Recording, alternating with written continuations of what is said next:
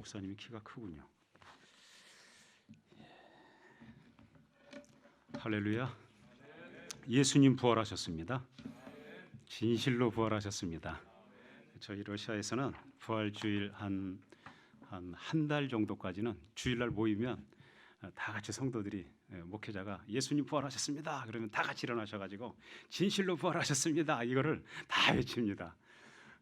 같이 한번 해보실까요? 여러분이 하실 거는 진실로 부활하셨습니다입니다. 저는 이제 예수님 부활하셨습니다. 지금 예수님 부활주일 세 번째 주일인가요? 네 번째 주일인가요? 아마 세 번째인가 네 번째인가 그런 것 같은데 예수님 부활, 이 부활의 소식을 우리가 전하는 사람들인데 같이 한번 해보겠습니다. 예수님 부활하셨습니다. 일어나셔가지고 다시 한번 예수님 부활하셨습니다. 예수님 부활하셨습니다. 예수님 부활하셨습니다. 아멘, 아멘. 감사합니다. 자리에 앉으시고 잘하시네요. 예, 부활의 감격이 여러분의 삶 가운데 날마다 넘칠 수 있기를 바랍니다. 신수일 목사님 예배당 건축을 너무 이렇게 빠르게 하셔서 페이스북을 통해서 계속 사진을 올리세요. 제가 페이스북 친구거든요. 신 목사님 정말 예배당 건축을 이렇게 잘 하시는데 옆에서 가만히 보니까 주장로님이 너무 이렇게 파트너가 되셔가지고 잘하시고 어제 오늘 주장로님 같이 교제하면서 참 귀한 분 하나님 보내주셨다. 참 이렇게 생각이 되어집니다. 너무 놀랍습니다. 이렇게 어려운 중에도 예배당을 건축하는 그런 상황 가운데 있는데 하나님께서 이 교회 가운데 정말 이 놀라운 이 인원들이 다 빠른 시간 내에 채워질 수 있기를 축복합니다. 교회는 하나님께 세우신 전인데 이 포항 빛내리 교회를 통하여서 포항 땅을 변화시키고 대한민국과 그리고 북녘 땅과 그리고 세계 온 땅을 변화시키는 놀라운 역사들이 일어날 수 있기를 바랍니다. 수년 내에 부흥케 하셔서 이 교회를 통하여서 세계를 변화시키는 놀라운 일들이 일어날 수 있기를 간절히 바랍니다. 저는 오늘 사도행전 28장 말씀을 통하여서 사도행전 29장을 써나가는 교회 어떻게 하면 될까? 이것을 좀 같이 나누려고 하는데요. 이 말씀을 좀 나누기 전에 러시아가 어떤 땅인가, 러시아가 어떤 나라인가, 그리고 왜 러시아 선교를 해야 하는가, 그리고 나서 이 말씀을 같이 나누도록 하겠습니다. 오늘 러시아 선교 주일이니까 조금 다른 이야기도 제가 조금 하겠습니다. 러시아 하면 여러분 마음속에 떠오르는 생각이 뭡니까? 러시아 그러면 소련, 예, 역시 예. 또 뭐가 떠오릅니까? 시베리아 추위, 예. 산, 땅, 그렇죠, 맞아요. 예, 또요. 예? 공산주의, 예, 그렇군요, 맞습니다. 또 다른 분 있으세요? 러시아 하면 떠오르는 거. 보드카, 맞습니다. 또 다른 분이요? 동방정교회. 아유, 굉장히 깊이 들어가셨습니다. 예, 감사합니다. 예, 러시아면 일반적으로 제가 이제 많은 분들에게 여쭤보면 지금 여러분들이 말씀하시는 이런 것들을 쭉 말씀하세요. 이제 그리고 또 이제 대표적으로 빼놓을 수 없는 것들이 마피아, 뭐 스킨헤드, 뭐 이런 것들 많이 말씀들 하시는데, 예, 이런 여러분들이 말씀하신 것들이 사실은 이제 러시아를 가지고 러시아에 대한 이미지를 우리가 가지고 있는 내용들입니다. 제가 러시아를 설명할 때 이렇게 설명을 합니다. 40, 40, 400. 40, 40, 400. 영하 40도는 추위가 아니고 술 40도는 술이 아니고 아까 말씀하셨잖아요. 400km는 거리가 아니다. 아까 누가 면적, 땅 면적 말씀하셨는데 러시아는 그렇게 조금 간략하게 설명할 수가 있습니다. 영하 40도는 추위가 아니다. 춥죠. 저희 돈 생기면 저희 러시아에서는 하는 일이 털모자 사고 그다음에 슈바, 털옷, 그다음에 싸빠기, 이 털 신발. 그게 사는 게 제일 처음 하는 일이에요. 돈 벌면 직장에서 돈 받으면 제일 먼저 그거 장만하는 게 러시아 일반적인 문화입니다. 겨울 되면 빙판길 거의 이렇게 눈 온 상태에서 또 오니까 눈 온 상태에서 또 얼고 차가 다니니까 계속 빙판길 위에 다니는 거예요. 제가 블라디보스톡에서 사역할 때 우스리스크까지 120km인데 한 6개월 동안 한 목사님이 이제 교회를 비웠어요. 한 주일 동안 딱 갔다가 돌아오는 길에 차가 빙 돌아가지고서 반대편에 이제 완전히 눈 위에 다쳤어요. 그런데 눈이 많으니까 차가 빙 돌아가지고 반대편에 가서 박혔는데도 아이가 뒤에 베이비 시트에 앉아 있었는데도 아이 그대로 자고 있을 정도로 눈이 그렇게 많이 오는 거예요. 하나님 지켜주셨고 그렇게 겨울에 거의 빙판길들을 많이 다니곤 합니다. 많이 미끄러지기도 하고 그런데 그때도 하나님 지켜주셨고 또 러시아 사람들이 좋은 문화가 뭐냐면 누군가 이렇게 아주 빠지잖아요. 그러면 차가 다 서요. 가다가 다 서가지고 전부 다 힘을 모아서 그 차를 꺼내줍니다. 그냥 지나가지 않습니다. 왜냐하면 자기도 그렇게 죽을 수가 있으니까 서로 그렇게 돕는 그러한 그 문화가 러시아 속에 있습니다. 아까 누가 말씀하신 건 술, 기본 보드카가 기본이 40도입니다. 우리나라 그 소주는 15도인가요? 25도인가? 누가 뭐 그러시던데. 뭐 굉장히 어쨌든 술은 기본적으로 40도. 그래서 95도까지 있습니다. 그래서 사업하시는 분들이 오셔가지고 제일 힘들어하는 게 같이 술을 마시면서 이렇게 사업의 파트너하고 교제하는 것. 그것이 그 제일 힘든 그러한 것이 러시아 상황입니다. 그러다 보니까 알코올 중독자가 많습니다. 추우니까 밖에서 일을 해야 되는데 알코올을 마시는 거예요. 그러면 몸이 따뜻하니까 가가지고서 일을 하는 거예요. 알코올 중독자가 많습니다. 옛날에 이엘친 대통령, 지금 그 대통령 이전에 그 이엘친 대통령은 알코올 중독자였었어요. 그러니까 큰 정상회담에 나가서도 한 3시간, 4시간 늦게 나가요. 왜냐하면 술 취해가지고 못 나가는 거예요. 상당히 많은 사람들이 코가 이게 끝에가 빨간 사람들이 있어요. 그 사람들은 대부분 그 술을 많이 마셔가지고 알코올 중독자인 사람들이 많습니다. 그래서 그 어떤 황제든지 어떤 대통령이든지 술과의 전쟁을 선포해가지고 이겨본 사람이 아무도 없어요. 끝까지 마시는 거예요. 술은 굉장히 좋아하는 러시아 사람들의 음료입니다. 그러다 보니까 알코올 중독자가 2천만 명입니다. 그리고 마약 중독자가 1,000만 명입니다. 이 사역이 굉장히 중요한 사역입니다. 뒤에 조금 한번 말씀을 드리도록 하겠습니다. 400m는 거리가 아니다. 아까 땅 면적 세계 가장 넓은 동과 서의 그 시차가 11시간 시차입니다. 우리나라 시차는 얼마 됩니까? 우리나라 없잖아요. 우리나라는 같이 다 같은 한 시차잖아요. 러시아는 동과 서가 11시간 시차. 우리나라의 77배. 한반도 전체의 77배. 우리나라 남한의 170배. 그런 그 넓은 땅을 가지고 있는. 그래서 이제 400. 저희가 지금 이제 볼고그라드, 옛날에 2차 대전 때 스탈린그라드라는 지역에서 제가 지금 살고 있는데 거기에서 모스크바까지 올라가면 1,100km예요. 1,100km를 달려가도 다 평지예요. 산이 하나도 없습니다.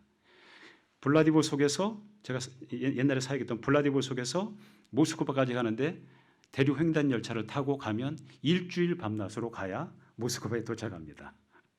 언제 한번 여러분 팀들 가가지고 한번 타보시기 바랍니다. 굉장히 그 넓은 땅덩어리를 가지고 있는 나라가 이 나라. 그런데 인구는 1억 4천밖에 안 됩니다. 190인종이 섞여 있습니다. 그 중에 한 민족이 우리 고려인들, 우리 한인들이 가서 살고 있는 고려인들입니다. 러시아에 봄이 있습니다. 이렇게 제가 어제 보니까는 여기도 이제 민들레가 막 예쁘게 피는데 러시아도 봄이 되면 온 들판에 노란 민들레가 쫙 펼쳐집니다. 굉장히 아름답게. 여름도 있습니다. 제가 살고 있는 곳은 영상 40도까지 올라갑니다. 겨울에는 영하 30도, 그리고 여름에는 영상 40도까지 올라갑니다. 여름이 있습니다. 그리고 가을도 있고요. 황금색 가을도 있고 봄, 여름, 가을, 겨울. 많은 분들이 러시아 생각하면 겨울만 있을 거라고 생각하는데 그렇지는 않습니다. 봄, 여름, 가을, 겨울이 그곳에도 존재하고 있습니다. 아름답습니다. 물론 이제 여름에 피터스버그, 페체르부르크 러시아 말로 그 페체르부르크에 가면 모스크바나 페체르부르크 저희가 살고 있는 지역도 크게 다르지는 않은데 저녁 한 새벽 2시까지 저희가 족구할 수 있습니다. 백야 때문에. 굉장히 아주 변화무쌍한 나라가 러시아입니다. 저는 러시아를 소개할 때 이것도 소개하지만 조금 더 소개하고 싶은 것은 무엇이냐면 문학과 예술의 나라입니다. 러시아는. 우리가 언뜻 생각하면 공산주의, 스킨헤드 이런 것들을 이제 우리가 쉽게 생각할 수가 있는데 러시아는요 굉장히 문학이 발달했습니다. 여러분 조금 여기서 이제 연세 드신 분들 지금 계시는데 여러분들 연세 드신 분들은 톨스토이 옛날에 삶이 그대를 속일지라도 푸시킨 그다음에 까라마조프의 형제들 도스토옙스키 이런 것들 읽어보셨죠? 읽어보셨나요? 보통 한 번 그 사람들은 쓰면 1000페이지짜리 죄와 벌이 1000페이지 까라마조프 형제들 1200페이지 전쟁과 평화 1500페이지 겨울이 기니까 한 번 쓰기 시작하면 길게 써요. 길게. 그리고 또 겨울이 긴 것도 있지만 삶을 살아가는 게 굉장히 고통스러운 상황들이 많이 있어요. 깊이 있는 문학 작품들이 그곳에서 나오고 있습니다. 그래서 혹시 여러분들이 다음에 기회가 되시면 러시아 문학을 한번 접해 보시기 바랍니다. 인생에 대한 깊은 통찰이 그 속에 들어가 있습니다. 러시아 문학이 발달했고요. 그리고 예술도 발달했습니다. 혹시 볼쇼이 극장이라고 들어보셨나요? 모스크바 볼쇼이 극장. 거기에 가면 극장이 5층이에요. 5층. 200년 전에 지어진 건물인데 5층으로 쫙 이렇게 로즈석이라고 해야죠. 위에 쭉 올라가면 밑에 이제 파르제르라고 이렇게 있고 백조의 호수를 보면 우리가 보통 한국에서 백조 호수하면 뭐 백조들이 한 20명 정도 쓸까요? 100명 백조들이 어마어마한 규모죠. 어마어마한 규모 스케일로 이 백조의 호수, 지젤, 잠자는 숲속의 공주, 뭐 호독각기 인형 이런 것들을 상영하는 거예요. 예술 말로 할 수가 없어요. 그래서 러시아를 여러분 생각하실 때 그 어떤 스킨헤드 뭐 이런 그 것들만 생각하시면 러시아를 잘못 오해하시는 겁니다. 잘못 보시는 것입니다. 그 중에 특별히 제가 한 가지 더 말씀드리고 싶은 것은 러시아 사람들 사람이 좋습니다. 사람이 정이 많습니다. 제가 친구들 집에 가가지고 이 그림 되게 좋네. 멋있어. 그러면 그냥 선물로 줘요. 그냥 줘요. 그냥. 그 어디 가가지고 멋있다, 좋다 말을 못해요. 친구들 집에 가가지고 한번 친구가 되면 배반하지 않습니다. 아주 우정을 중요시 여깁니다. 제 아들이 고등학교 그리고 대학교 2학년까지 러시아 학교에 다녔거든요. 근데 지금도 그 아이들은 계속 연락을 하고 제 아들이 볼고라드에 딱 떨어지면 그 친한 친구들이 차를 끌고 저희 집 주변으로 다 달려옵니다. 굉장히 우정을 중요시킵니다. 배반하지 않습니다. 제가 이렇게 지금 안식년을 하고 있어도 저는 선교지에 대해서 전혀 걱정하지 않습니다. 신실한 우리 사역자들이요.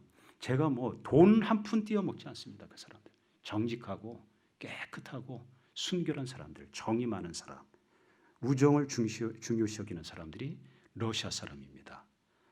러시아 그러면 나쁜 것만 기억하지 마시고 러시아 하면 참 멋있는 나라구나. 예술의 나라구나. 이런 좀 생각을 여러분들이 좀 가지셨으면 좋겠습니다. 왜 이런 생각이 중요하냐면 우리가 러시아 하면 보통 너무 나쁜 이미지를 가지고 있으니까 한러 관계가 발전을 안 하는 거예요. 그리고 러시아에 대해서 공부하는 사람이 너무 적은 거예요. 한러 관계가 발전 안 하면 우리가 어떤 문제가 있냐면 우리가 지금 4대 강국 중에 우리가 낑겨 있잖아요. 남북 통일을 하려고 하면요. 4대 강국의 관계를 다 잘해야 되지만 사실은 러시아 관계를 굉장히 중요시 여겨야 됩니다. 러시아는 우리나라와 관계에 있어서 이권이 크질 않습니다. 일본 다르고요. 미국 이권 크고요. 중국도 이권이 큽니다. 그러니까 굉장히 아주 첨예하게 달려들지만 러시아는 이권이 크질 않습니다. 역사상에 있어서도 우리를 크게 침범한 역사가 없었고요. 자잘한 것들은 있었지만 물론 이제 뭐 비행기도 한번 떨어뜨리고 그런 일도 있었지만 정말 큰 어떤 우리를 피해를 준 그런 것들이 많지 않습니다. 이런 관계를 가지고 사실은 러시아 한러 관계가 좀 좋아질수록 우리 경제가 발전할 수 있습니다. 우리가 한러 관계가 좋아지면요, 우리가 북한 그쪽으로 철로만 열리면 4억의 시장이 열려버립니다.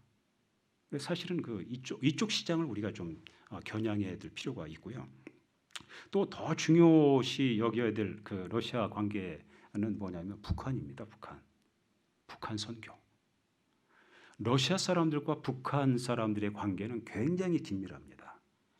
우리가 꼭 그렇지는 않지만 우리가 굉장히 미국 좋아하시는 분 많은데 저도 뭐 은혜에 대해서는 감사하지만 어쨌든 미국 우리가 정서를 가지고 있는 것 이상으로 그들은 러시아를 존경하고 존중합니다. 왜냐하면 옛날에 공산주의 때 정치하는 이러한 리더급에 있는 사람들을 다 모스크바 대학에 불러가지고 다 장학금으로 공부를 시키고 먹을 것 이런 것도 다 대주고 하면서 공부를 시켜가지고 보냈거든요. 그래서 리더급에 있는 사람들은요 러시아를 굉장히 잘합니다. 그리고 제일 외국어가 러시아입니다. 2,800개 소학교에서 러시아를 가르칩니다.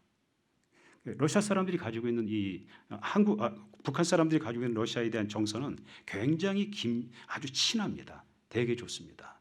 러시아를 통한 내지는 러시아와 같이 북한 선교를 할 수 있는 길을 열려고 하면 우리가 러시아에 대한 이미지, 러시아 사람들에 대한 이러한 긍정적인 이미지 이런 것들을 가질 필요가 있습니다. 그러면 두 번째 그러면 왜 러시아 선교를 해야 하나? 러시아 선교는 왜 해야 하냐? 당연히 우리의 명령이니까 우리가 모든 민족을 제자 삼으라는 하나님의 명령이기 때문에 해야 되는데 첫 번째는 공산주의가 아까 말씀하신 공산주의 74년 동안 공산주의를 했거든요. 그래서 유물론 사상이 깊습니다. 아까 말씀하실 때 정교회라고 말씀하셨는데 정교회가 자기네 스스로는 95% 정교회라고 그래요. 근데 실제적으로 제가 살면서 느끼는 건 정교회가 최대 잡아야 3%? 개신교회 최대 잡아야 2% 이내입니다. 물론 지역이 어느 곳에 가든지 다 정교회 이런 예배당 만들어져 있습니다. 어느 곳에 가든지. 그런데 주일날 이렇게 와서 예배드리는 숫자는 많지 않습니다. 굉장히 소수입니다. 물론 그들이 매일 예배를 드리는 건 있습니다. 매일 예배를 드립니다. 그들은. 그렇긴 하지만 어쨌든 이 거듭난 크리스찬, 제자화된 크리스찬, 익명의 크리스찬들 빼고 진정한 크리스찬들 많지가 않습니다. 거의 대부분은 노미널 크리스찬들입니다. 구원이 뭐냐? 모릅니다. 예수 그리스도에 대해서 아주 미진하게 알고 있습니다. 전통적인 그런 종교에 빠져 있습니다. 그런 면에서 우리가 러시아 선교를 해야 될 필요가 있다. 특별히 러시아는 100만이 넘는 도시가 15개 있습니다. 그리고 22개의 자치공화국이 있습니다. 러시아 내에. 100만이 넘는 도시는 거기에 가면 대형 슈퍼마켓이 있고 그리고 학교가 있습니다. 좋은 학교들이 있습니다. 물론 제가 살고 있는 지역에도 좋은 학교는 있는데 영어 학교는 없지만 좋은 학교가 러시아에 있습니다. 저희 아이들은 러시아의 좋은 학교를 다녔습니다. 그리고 대형 슈퍼마켓이 있기 때문에 선교사들이 그 지역을 다 들어가도 살기가 전혀 문제가 없습니다. 그런데 유감스러운 거는 한국 선교사님들은 도시에만 집중했습니다. 사도 바울의 뒤를 이은 후계자라고 생각해서 도시 선교에 집중합니다. 모스크바, 페테르부르크, 블라디보스톡 그 외에 거의 흩어지질 않습니다. 제가 이제 이런 세미나 이런데 이제 제가 나가서 그런 얘기 많이 제발 좀 흩어지라고 제발 좀 흩어지라고. 저는 해봤으니까 제가 블라디보스톡에서 있다가 더오지로 볼고라드로 가봤잖아요. 그래서 자신 있게 제가 늘 이제 어디 나가서 이런 강의할 때 여러분 제발 좀 흩어지십시다. 100만이 넘는 도시가 아직도 10개가 비어 있어요, 여러분. 제발 흩어지라고 제가 그런 얘기 하는데 그럼 100만이 넘는 도시가 선교사들이 우리 한국 선교사들이 가서 사역하기에 충분한 도시들이 아직도 많이 비어 있다. 그리고 22개의 공화국이 있습니다. 자치공화국. 여러분들이 얼마 전에 들어보셨을 거예요. 크림공화국. 크림이라는 단어를 들어보셨죠? 얼마 전에 여러분 몇 년 전에 체첸 전쟁 들어보셨나요? 체첸. 예. 이런 공화국들이 카프카스 쪽 그쪽에 있는데 그 자치공화국인데 이 공화국들이 대부분 99.9% 모슬렘이에요. 99.9%. 그런데 그런 지역은 우리 한국 선교사들이 가서 사역하기가 거의 불가능합니다. 물론 있기는 합니다. 아주 전투적으로 선교하는 단체들이 들어가 있습니다. 그러나 전혀 예수 말을 하지 못합니다. 그런데 러시아 교회들하고 같이 들어가면 예배당을 세우고 복음을 전할 수가 있습니다. 그런 면에서 어쨌든 우리가 22개의 자치공화국이 있다. 22개 자치공화국은 모슬렘과 민속 종교를 섬기는 그러한 지역들인데 대부분이 아니고 90% 이상 선교사가 없습니다. 제가 살고 있는 바로 옆에 주 자치공화국 하나가 있는데 깔무키라는 자치공화국이 하나 있어요. 근데 그 공화국은 어떤 공화국이냐면 1200년대에 징기스칸이 러시아를 200년 동안 다스리거든요. 근데 그 이후에 나간 다음에 그 남아 있는 후예들, 그 사람들이 살고 있는 자치공화국이 깔무키 공화국입니다. 그들은 우리하고 몽골인들의 후예니까 우리하고 얼굴이 똑같아요. 똑같고, 그리고 티베트 종교를, 티베트 불교, 거기 가면 티베트 불교 사원이 있어요. 그러니까 거기에 사역하고 있는 제가 복음주의 침례교 그 사역자들하고 사역을 하고 있는데, 거기는 복음주의 침례교 그 목사를 만나면 저만 만나면 파벨, 제가 이제 러시아 말로 파벨입니다. 파벨, 당신과 같은 선교사 좀 우리 지역에 좀 보내줘. 너네는 얼굴이 좀 저 사람들하고 비슷하잖아. 우리 서양이잖아, 백인이잖아. 우리 지역에 좀 보내달라고. 그리고 당신들은 옛날에 불교를 경영받잖아. 그러면서 선교사 보내달라고. 보낼 사람이 있어야죠. 안 가요, 안 가. 이런 일들을 위해서 여러분들이 좀 기도해 주셨으면 좋겠습니다. 그래서 제가 이렇게 좀 말씀드리면서 중요한 단어들이 지금 계속해서 나오고 있는데, 함께하는 겁니다. 현지 교회와 함께하는 사역. 우리가 독자적으로 모슬렘권 이런 지역에 들어가서 사역은 할 수 있지만, 사실은 현지 이미 세워져 있는 교회와 같이 사역하는 것이 가장 효과적입니다. 지금은 세계 어디를 가든지요, 교회가 없는 곳이 거의 없습니다. 약해서 그렇죠. 아주 소수의 교회들이 있습니다. 그러면 지금 21세기의 선교는 가서 개척하는 선교를 하면 안 돼요. 이미 있는 교회, 그 교회 속에 들어가서 그 교회가 성장할 수 있도록 돕는 것, 그것이 선교의 전략이 되어야 됩니다. 그래서 제가 그런 얘기를 해요. 제발 여러분들 선교사님들한테, 이제 제가 총회 선교사 훈련원 부원장이기도 한데, 제가 그런 얘기, 제발 여러분 선교제에 가서 깃발 꼽는 선교하지 말라고. 깃발 꼽는, 우리 대한예수교 장로의 깃발 가서 꼽고 이거 하지 말라고. 대한예수교 장로의 깃발 안 꽂아도 된다고. 예수 그리스도의 복음만 전파하면 되니까, 이미 예수 그리스도의 이름으로 세워지는 그 교회 속에 들어가서 그들과 같이 사역을 해서 이미 꽂혀져 있는 깃발을 날리게 하라고. 그들의 깃발이 날아갈 수 있도록. 그 복음만 전파되면 되잖아요. 우리 교단 전파할 필요 없거든요. 제가 그런 얘기 자주 합니다. 그래서 21세기는 같이 해야 한다. 같이 하면 22개의 공화국도 들어갈 수 있고, 더 5지까지도 충분히 들어가면서 사역을 할 수가 있다. 그래서 러시아 선교가 좀 필요하고요. 22개의 공화국, 그리고 15개 100만이 넘는 도시. 두 번째 필요한 이유는 러시아에는 21만 명의 고려인이 살고 있습니다. 총 소련 지역에서는 50만 명의 지금 고려인들이 살고 있는데요. 러시아에 21만 명의 고려인이 살고 있습니다. 고려인은 1860년대부터 우리 땅을 떠나서 블라디보스토크에 살았던 사람들입니다. 그리고 1904년, 1905년 을사드계약 이러한 이후에 독립운동가들이 블라디보스토크에 살았죠. 그 후예들이 고려인입니다. 1937년도에 스탈린이 강제 이주해가지고 짐차에다가 전부 다 실어가지고서 다 중앙아시아에다 갖다 뿌려버렸거든요. 집을 준 게 아니에요. 그냥 들판에 갖다 뿌렸어요. 이 사람들이 어떻게 살아남냐면 밑으로 이렇게 땅을 파고 들어가가지고 위에다가 이렇게 움막을 치고 살아가지고 가장 가운데 어린아이, 그 다음에 여자, 그 다음에 젊은 남자, 가장 바깥에 노인분들이 주무셨습니다. 자고 일어나면 한 사람씩 죽는 거예요, 주위에. 그래서 살아남은 사람들의 후예가 고려인입니다. 고려인들은요, 러시아 교회 안 가요. 내가 평일날도 늘 백인들 밑에서 그냥 좀 짓밟혔는데 주일날까지 내가 가서 그래야 되냐. 제가 전도하면 그래요. 저는 러시아 교회랑 같이 하니까 우리 교회로 전도하면 왔다가 의사라든지 뭐 이런 사람들도, 우리 고려인들 그런 사람은 러시아 교회 안 간다는 거예요. 그럼 제가 이제 소그룹, 고려인 중심의 소그룹을 하고 있기 때문에 거기는 또 와요.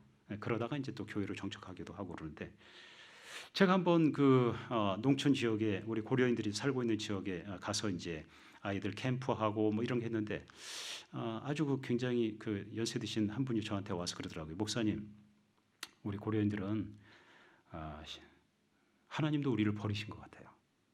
러시아 사람들은 정교회가 있고 옛날에 우리가 중앙아시아에 있을 때 그 사람들은 모슬렘을 섬기고 우리 할머니 할아버지들은 옛날에 불교를 섬겼다고 하는데 우리는 아무것도 몰라요. 우리는 신도 버린 사람 같아요. 그 얘기 하시는 거예요. 그래서 제가 어떻게 하면 될까요? 저희가 그분이 저희가 사람들을 모을 테니까 목사님 오셔서 저희한테 말씀을 가르쳐 주세요. 그래서 그곳에 교회가 생겼습니다. 교회가 지금 고려인 중심의 교회가 진행되고 있습니다. 고려인들 기억하시고 기도해 주시면 좋겠고요. 러시아 선교 왜 해야 되느냐? 아까 말씀드렸는데 북한 선교입니다. 러시아를 통한 러시아와 함께 북한 선교가 가능합니다. 저는 원래 부르심이 북한 선교였습니다. 물론 선교를 안 나가려고 막 끝까지 버틴겼지만 그래서 블라디보스톡에 선교를 가서 블라디보스톡 신학교를 세우면서 신학교 하니까는 토요일하고 주일은 제가 한가하잖아요.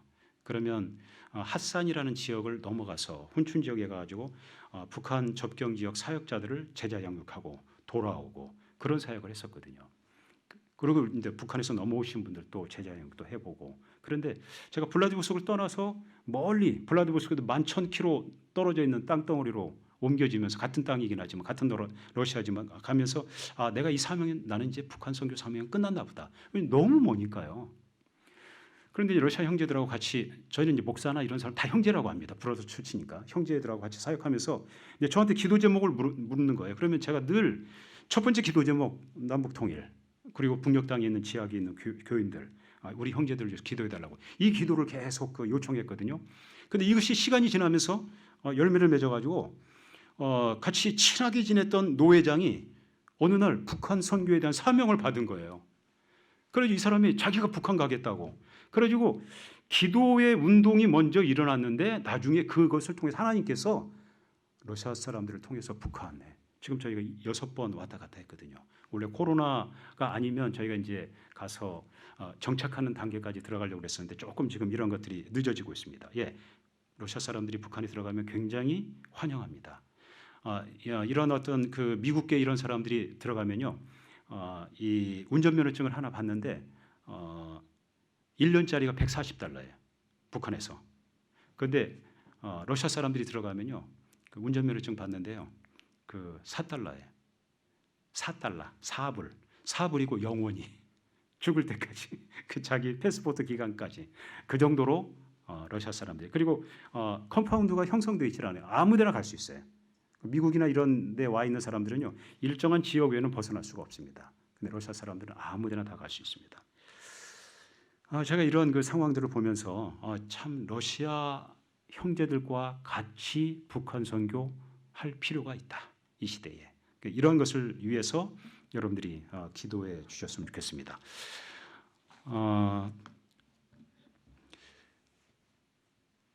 기도는 가장 적극적인 선교입니다.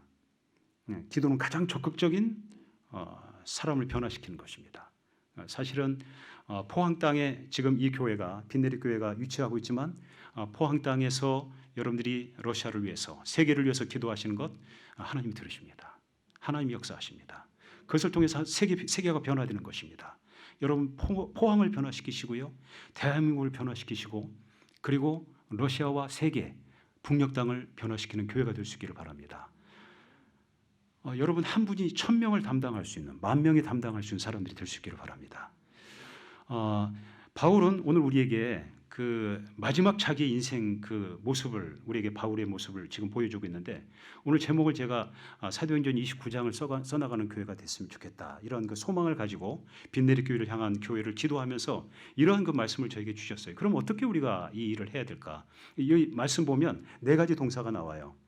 자기 셋집에 머물렀다. 저희 러시아 말로 주일 해가지고 살았다는 게 살았다. 자기에게 오는 사람을 다 영접했다. 그 다음에 하나님 나라를 전파했다. 그 다음에 마지막에 가르치더라. 이 4가지 동사가 나옵니다. 이거 잘 실천하면 이 교회가 바울의 뒤를 이어서 사도행전 29장을 써나가는 교회가 될 수 있다. 그렇게 생각되어집니다. 그래서 여러분, 이 교회가 사도 바울처럼 바울이 온 이태를 자기 셋집에 머물면서 머물렀다, 살았다는 말입니다.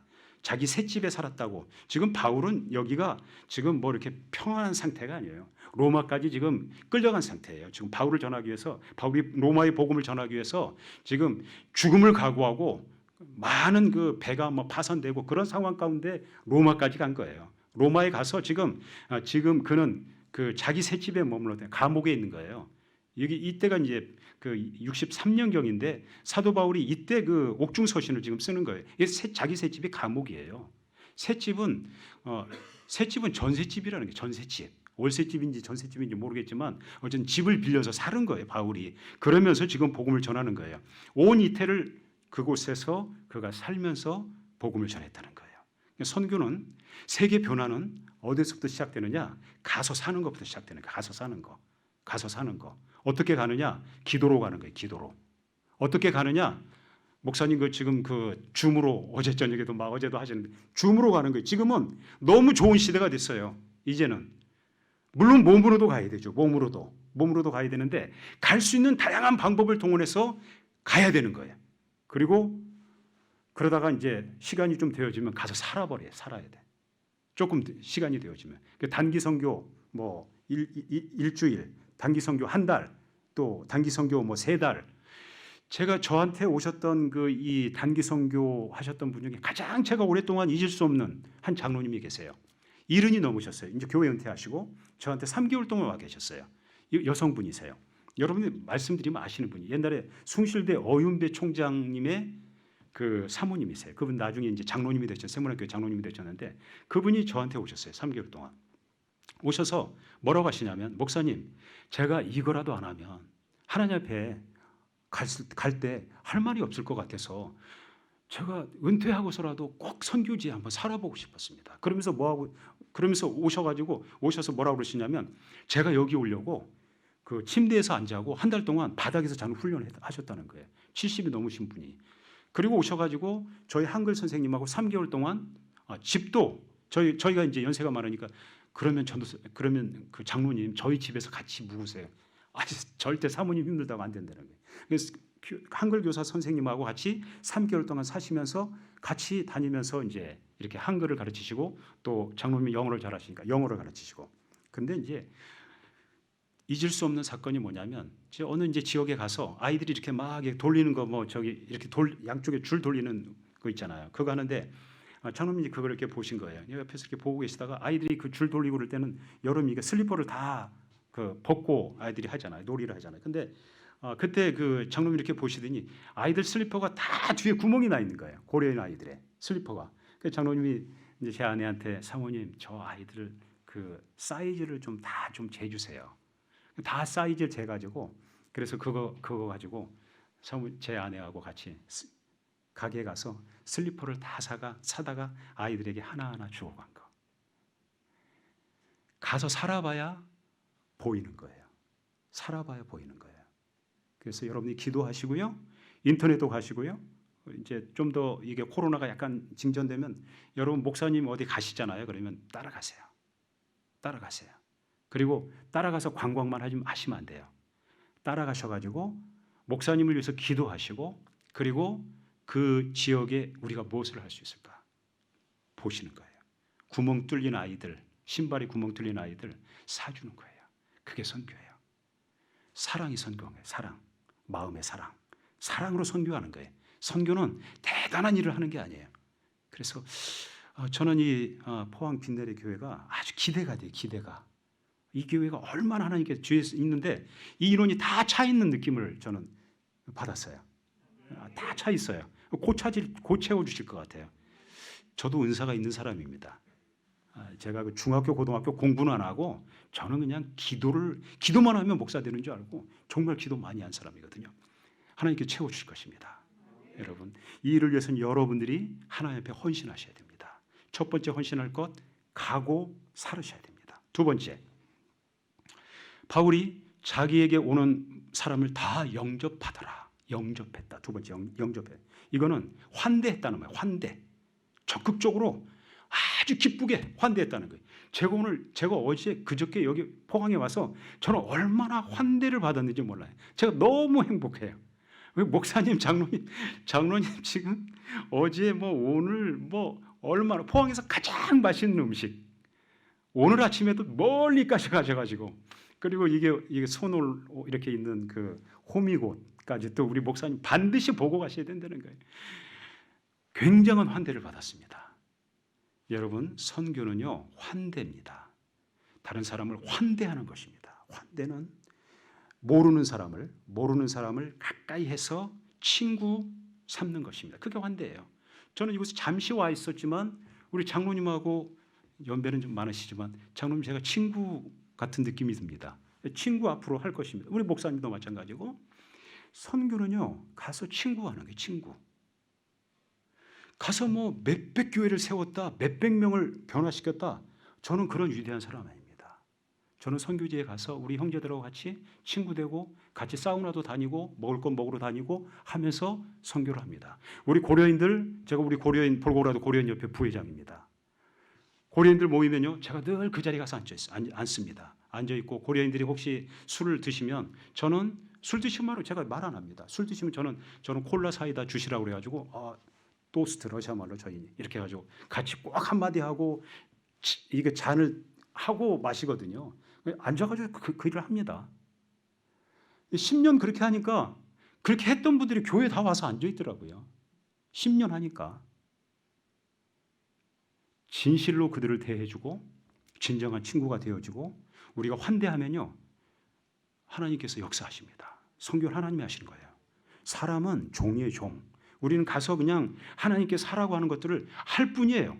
사람을 변화시키는 것은 내가 할 수가 없어요. 하나님이 하시는 거예요. 하나님이. 우리가 이 주변 포항 이 나라를 변화시키는 것은 방법이 뭐냐면 환대하는 거예요. 사람들을. 친구 되는 거예요. 이 교회 예배당이 너무 예쁘게 지어져 가지고 예배당 안에만 머물면 안 돼요. 예배를 마치고 나면 세상에 나가면 사람들을 믿지 않는 사람들을 환대할 수 있어요. 환대. 친절하게 대해주고 저 사람은 왜 저렇게 친절할까? 의문을 가질 정도로 우리가 가지면 이 교회의 부흥이에요. 제가 지난주에 만났던 그 한 장신대 교수님은 어떤 강의를 갈 때, 그 교회 강의를 갈 때 한 정거장이나 두 정거장 전에 내려서 걸어간대요. 걸어가면서 사람들한테 자기가 그 교회 길을 알면서도 물어본다는 거예요. 포항 빈내리 교회가 어디 있습니까? 물어본다는 거예요. 근데 어떤 분들은 모른다는 거예요. 그리고 바로 옆에 있는 복덕방에 가서 포항 빈내리 교회가 어디 있습니까? 복덕방도 몰라요. 그런다는 거예요. 좋은 교회예요? 아니에요. 지금 이제 포항 빈내리 교회는 뭐 이렇게 붕어빵도 하시고 주변에 지금 계속 이렇게 친절한 서비스, 환대를 하고 계시잖아요. 이게 잘하시는 거예요. 주변 사람들이 새로 누가 이사 오면 그 교회 가봐, 그 교회 가봐. 그 교회 가면 친절해. 사람들이 너무 좋아. 다 웃어. 그럼 그 교회 가죠. 제가 보니까 우리 뭐 신목사님은 잘생겼죠. 키도 크죠. 뭐 지식도 뭐 풍성하시죠. 목사님은 됐어요. 우리 교인들이 다 환대하는 교회. 그런 교회 되면 하나님께서 성장시켜 줄 것이다. 그렇게 생각되어집니다. 그러면 28장, 사도행전 28장을 넘어서 사도행전 29장을 쓰는 교회가 될 수 있을 것이다. 세 번째, 하나님의 나라를 전파했다. 전파했다. 하나님의 나라를 전파했다. 하나님의 나라를 전파했다. 하나님의 나라를 전파했다는 거예요. 전도할 때 하나님의 나라를 전파했다는 거예요. 우리 목사님은 멋있어, 잘생겼어, 설교를 잘해. 우리 예배당은 정말 잘 지어졌어. 그거 말했다는 게 아니에요. 뭘 말했다는 거예요? 하나님의 나라를 전파했다. 하나님의 나라. 하나님이 왕이심을 전파했다는 거예요. 하나님이 나의 왕이심을 선포했다는 거예요. 그리고 하나님을 내가 믿으니까, 그분을 왕으로 믿으니까 내 마음속에 진정한 평강과 기쁨과 환희가 넘친다는 것을 전파했다는 거예요. 이게 전도예요. 이게 내가 체험한 예수 그리스도, 나에게 주신 그 행복, 감사, 기쁨, 이것을 전하는 게 전도예요. 이거 전파하면 돼요. 그리고 아까 제가 한 가지 까먹었어요. 환대에서 여러분 집에 가셔가지고요, 제가 가족 전도 한 사람이거든요. 제가 처음 불교 아주 철저한 불교 집안에서 예수 믿은 사람인데, 근데 저희 어머니가 저를 못 이기시고 교회 나오셨어요. 불교 34년 동안 새벽 4시에 일어나셔가지고 불공 들이시고 그 집에 먹을 것도 없어도 그 스님들 갖다가 바쳤던 분이에요. 상도 받았던 분이에요. 그런데 제가 고등학교 딱 들어가고 어머니가 모든 걸 딱 포기하고 교회 나오셨어요. 믿지 않는 집안에서 예수를 증거할 수 있는 방법은 무엇이냐면 환대하는 환대. 집에 들어가셔가지고 형제들 부모님들에게 친절하게 예의를 갖추어서, 그리고 교회 나오라고 말할 필요가 없어요. 기도하실 기도. 가족은 말로 전도하는 게 아니에요. 가족 전도는 기도와 환대로 전도하는 거예요. 이 말을 딱 하나 까먹어서 지금 두 번째 대목으로 다시 넘어왔습니다. 혹시 남편이나 자녀들이 교회 안 나오시면요, 여러분 집에 가셔가지고 환대하세요. 남편한테 서비스를 좀 잘하세요. 아내에게, 자녀에게 환대하세요. 진정한 사랑을 가지고. 그리고 기도하셔야 돼요. 그럼 하나님 변화시키세요. 성령께서 역사하셔가지고 그냥 여러분 34년 동안 그렇게 불교에 충성했던, 새벽 4시면 일어나서 했던 사람이요, 예수 딱 믿으니까 예수도 똑같이 믿어요. 새벽 4시에 일어나가지고 목욕제기 하시고 새벽 예배 가세요. 환대하십시오. 기도하십시오. 제가 할 수 있는 유일한 것은 기도밖에 없어서요. 저는 기도했어요. 근데 하나님께서 어머니 가족을 변화시키시더라고요. 여러분, 기도와 환대가 가족을 전도하는 방법입니다. 세 번째로 다시 이제 넘어옵니다. 하나님 나라를 전파했다. 하나님의 나라 전파하는 거예요. 내가 체험한 예수 그리스도, 그걸 전파하는 거예요.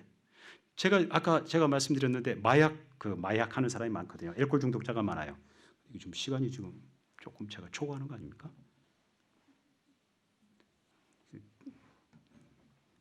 (40분) 설교라고 그러셨는데,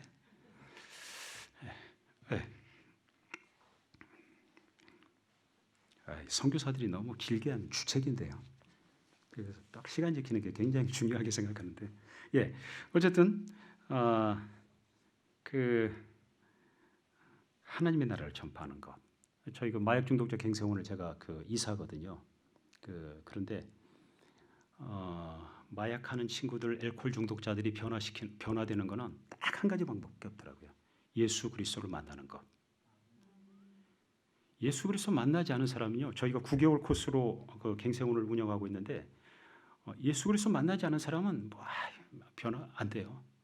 잠깐 이렇게 했다가 또 들어와요. 또 들어와. 근데 예수님 만난 사람만 해방이 돼요. 근데 예수님 만나면요, 마약 그렇게 했던 사람들도요, 간이 회복이 되고, 원래 마약 많이 하면 간이 다 망가져 버립니다. 자녀들 낳을 수 없습니다. 그리고 얼마 시간이 지나지 않아서 죽습니다. 그런데요, 예수 믿는 사람들은 하나님 역사하셔서 간을 다 회복시키시고, 결혼해서 자녀를 낳게 하시고, 저희가 1년에 한 번씩 홈커밍 데이를 해요. 그러면 애들까지 다 데리고 오면 그 한 4시간 5시간 홈커밍 데이가 감격의 눈물 받아. 하나님이 나를 이렇게 살려주신 거에 대한 감격의 눈물 받아. 그들은요, 어떻게 충성하냐면 절대적인 충성이에요. 유럽 사람들은요, 제가 같이 사역한 유럽 사람들은 무슨 일을 이렇게 하려고 하면 이렇게 지시하잖아요. 그럼 왜 제가 그거 해야 되는데요? 그러면서 물론 저는 그거를 별로 나쁘게 생각하지 않아요. 다 사유를 하나하나 다 설명을 해야 돼요. 근데 그 사람들은 설명 안 해도 돼요. 이거 했으면 좋겠다 그러면 알았습니다. 왜 그런 줄 아세요? 죽었다 살아났거든요. 그리고 어느 지역에 가서 복음을 증거하든지 어떤 사람을 만나든지 아무 꺼리낌 없이 예수를 전해요. 이 사람들은 목숨 걸고 복음을 전해요. 그래서 사역자 된 사람이 많아요. 죽었다 살아났거든요. 근데 그 사람들만 죽었다 살아났습니까? 제가 참 한국에 와서 가끔 되게 듣기 불편한 기도의 중간 토막이 있는데, 죽을 수밖에 없는 우리를 살려주셔서 감사합니다. 그런 기도하시는 분들, 우리가 여러분 죽을 수밖에 없는 사람들이었습니까? 죽었던 사람들이었습니까? 대답해 주세요. 죽었던 사람이 에베소서 2장 1절 5절 보세요. 죽었던 사람을 우리가 살려주세요. 여러분, 이 뉘앙스가요, 아무것도 아닌 것 같지만요, 굉장히 큽니다. 죽었는데 우리는 죽은 존재에 있었어요. 근데 예수 그리스도의 복음을 통해 우리를 살려주신 거예요. 죽을 수밖에 없는 존재가 아니에요. 죽었던 존재를 살려주신 거예요. 죽음에서 살아난 사람은 하나님의 나라를 말할 때 흐리뭉텅하게 말하지 않아요. 분명하게 말해요. 내가 죽었다 살아났다고. 내가 체험한 예수 그리스도, 내가 지금 나의 왕이신 예수 그리스도, 그분이 나에게 주신 이 행복, 기쁨, 이것을 전하는 거예요. 하나님의 나라를 전하는 거예요. 내가 체험한 하나님의 나라, 이걸 전하는 거예요. 그러면 돼요. 그러면 돼요. 그러면 그런 거 전하는 교회가 사도행전 29장 써나갈 수 있는 거예요. 여러분, 하나님의 나라를 전파하시기 바랍니다. 네, 마지막입니다. 예수 그리스도에 관한 모든 것을 담대하게 거침없이 가르쳤더라. 내용은 뭘 그들이 가르쳤다는 동사예요. 가르쳤다. 가르침이 중요한 것입니다. 교회가 성장하려고 하면요, 복음을 열심히 전해야 되고 그와 동시에 가르치는 걸 열심히 해야 돼요. 마태복음 28장 예수님 분명히 그렇게 말씀해요. 너희는 모든 족속으로 제자를 삼아. 제자를 삼으라고 말씀해요. 제자를 삼아. 이 제자를 삼으라고 한 말씀만, 그 다음에 가서 세례를 주고 가르쳐 지키게 하라. 그건 다 분사형이에요. 제자를 삼으라만 명령형이에요. 예수님이 우리에게 명령하시는 것은 무엇이냐면 가서 제자 삼으라. 제자 삼으라.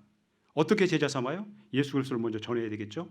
그 다음에 교회 오면 그 사람을 성경을 가지고 제자 삼아야죠. 성경. 기도를 가지고 제자 삼아야죠. 근데 제자 삼는 것은 성경과 기도만 가지고 하는 게 아니고 내 삶을 가지고 제자 삼는 거예요. 변화된 삶으로. 그래야 진정한 제자가 되죠. 제자 삼는 거예요. 여러분, 교회가 성장하려면요, 완맨 비전. 한 사람 예수님의 제자 만드는 것.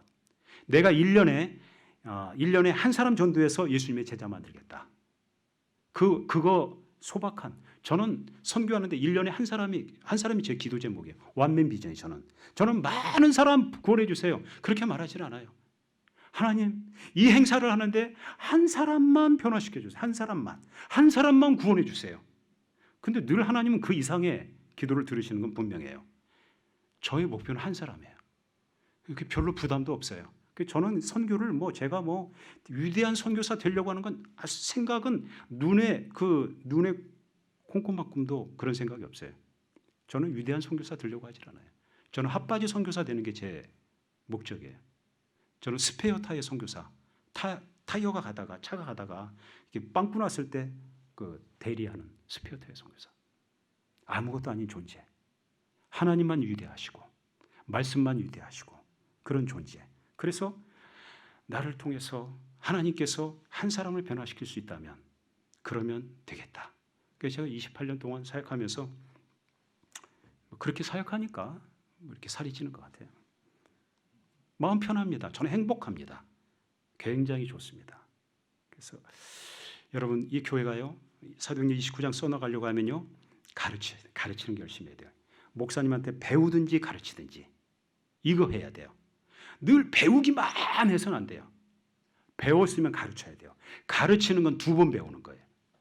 목사님께 배웠으면 가르쳐요. 선교제 가르쳐보고 주변 전도한 사람을 가르쳐보고, 이 교회가 배우든지 가르치든지 하는 교회.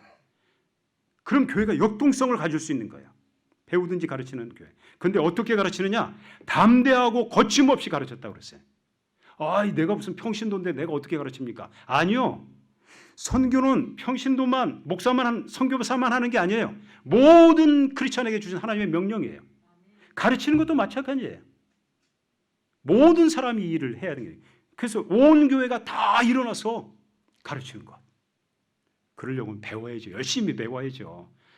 목사님께 열심히 배우십시오. 여러분, 정말 제가 이렇게 어제 주신 목사님 그 논문을 제가 어제 밤에 들어가서 다는 못 봤지만 상당한 분량을 봤습니다. 목사님 논문 보셨나요? 안 주셨어요? 그렇게 좋은 논문을 왜 안 읽으십니까? 목사님 논문 너무 좋습니다. 이 한국교회가 너무 분열되어 있는데 목사님 논문은 정말 하나를 지향하는 정말 좋은 논문입니다. 어디 가든지 그래야 됩니다. 아까 제가 말씀드린 게 똑같습니다. 가서 깃발 꽂지 말고 가서 같이 꽂혀 있는 깃발을 날리게 하는 그런 선교하려고 하면 목사님 논문 여러분 읽으셔야 됩니다. 읽으시고 가르치시고, 우리 교회 이런 교회다고 하면서 가르치시고 하는. 그래서 모두 다 배우고 가르치는 교회. 그러면 사도행전 29장을 써나갈 수 있겠다. 이렇게 말씀드리고 싶습니다. 내용은 많은데 시간이 너무 가서 마지막 그 영상 하나만 좀 띄워주실래요? 그 사람들은 이렇게 말해요. 뭐 이렇게 지금 어려운 시대에 무슨 예배당을 짓냐? 코로나 시대에 그리고 무슨 이렇게 어려운 시대에 세계 선교를 하느냐? 이렇게.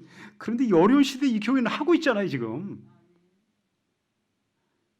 근데 윌리엄 캐리라는 1792년 윌리엄 캐리 근대 선교의 아버지가 처음 영국에서 인도로 선교를 나갈 때 사람들이 다 그 얘기했어요.